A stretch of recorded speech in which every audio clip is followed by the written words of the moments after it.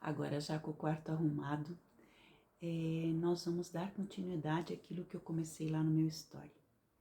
Nós mulheres não podemos aceitar que maridos, filhos, vizinhos, mas principalmente marido, nos agridam. Graças a Deus o meu marido é maravilhoso, nós temos filhos maravilhosos, temos um genro maravilhoso. Mas não é esta a realidade de muitas mulheres brasileiras, de muitas mulheres no mundo inteiro.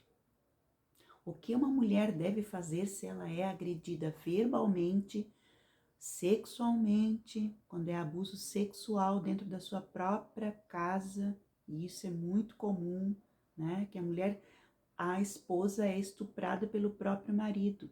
Imaginem que situação delicada. O número de mulheres que eu atendo são, na maioria das vezes, a mesma questão: abuso por parte do marido, abuso verbal, abuso sexual, abuso de apanhar, de socar a mulher na parede, né? De agredir com palavras e de partir para o pior, que é a agressão física. O que essa mulher deve fazer? Qual é o conselho que normalmente eu dou para elas? Elas precisam denunciar. Em primeiro lugar, elas precisam denunciar para a sua própria família. Às vezes a família vive como se ela vive, né, no meio da sua família, numa festinha, num aniversário, num casamento, como se nada tivesse acontecendo, porque ela tem medo. Ela tem medo de ser agredida, ela tem medo que essa agressão continue. Então ela não tem coragem para denunciar dentro da própria família. Quando é uma mulher que tem filhos adultos, nem assim às vezes os filhos ficam sabendo. Ou os filhos até desconfiam, como eu tenho casos assim, que os filhos até desconfiam, mas que os filhos não se intrometem nessa relação do pai e da mãe, né? Não tomam o pai pela mão e dizem: ó, pai, agora vamos aqui, vamos conversar.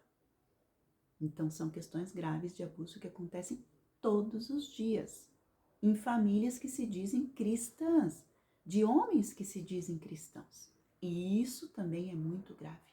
Eu considero que esta é a parte mais grave. Quando um homem se diz cristão e dentro da sua própria casa, ele agride sua esposa e ele agride filhos também, as crianças, ou até quando são adultos, né? Então esta mulher, ela precisa, em primeiro lugar, ela precisa denunciar para a sua própria família o que está acontecendo na vida dela, para seus vizinhos, no lugar onde ela mora, porque ela precisa de ajuda. Vai ter um momento que ela vai precisar de ajuda. E para a polícia, precisa falar, precisa fazer BO. Ah, mas se eu fizer isso, ele vai me matar. Bom, uma hora ou outra ele vai te matar do mesmo jeito. Ou você vai ficar sofrendo a vida inteira, não vai te matar, mas está te controlando. Você é um cachorro amarrado na coleira. Tem muita mulher que se sente cachorro amarrado na coleira.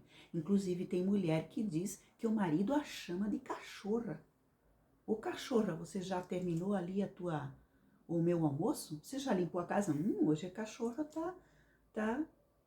fez tudo rápido, fez tudo bonito. Que é isso, gente? Não, uma mulher não pode deixar-se fazer isso contigo, deixar que o marido faça isso com ela. É gravíssima essa situação.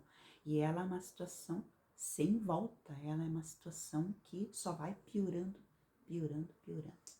Eu conheço um casal, eu não conheço pessoalmente, mas eu recebi esse relato de um casal de idosos em que o marido só permitia que ela utilizasse preto e branco. Eram as únicas cores que ela podia usar. E a casa deles, o terreno deles, era o amor maior. Então ela tinha que limpar jardim, ela tinha que limpar a casa, eles viviam para a limpeza da casa. E este marido, num dado momento, ficou gravemente doente. Foi internado e morreu. Porque isso é uma coisa que ele trouxe doença para ele mesmo, né? Mas trouxe doença também para sua esposa. Logo depois ela também foi internada, gravemente doente e morreu também, já morreu. Então o que nós aprendemos com essa história?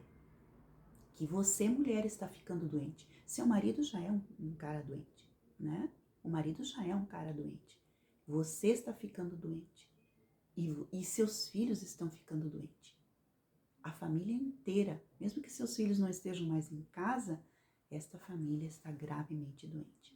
Então, para as mulheres que estão assistindo este vídeo, que vivem esta situação, o conselho é denunciar.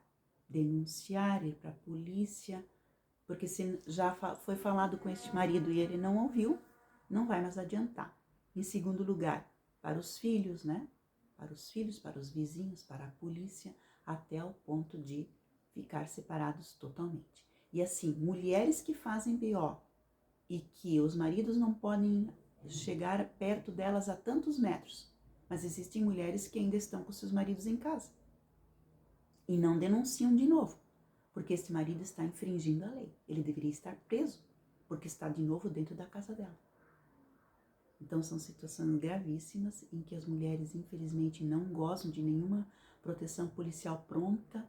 Isso eu entendo também. Existem muitos relatos de mulheres que não conseguem, então tem medo porque a polícia não pode tomar atitude. Mas por que não pode tomar às vezes atitude? Porque ela não denuncia.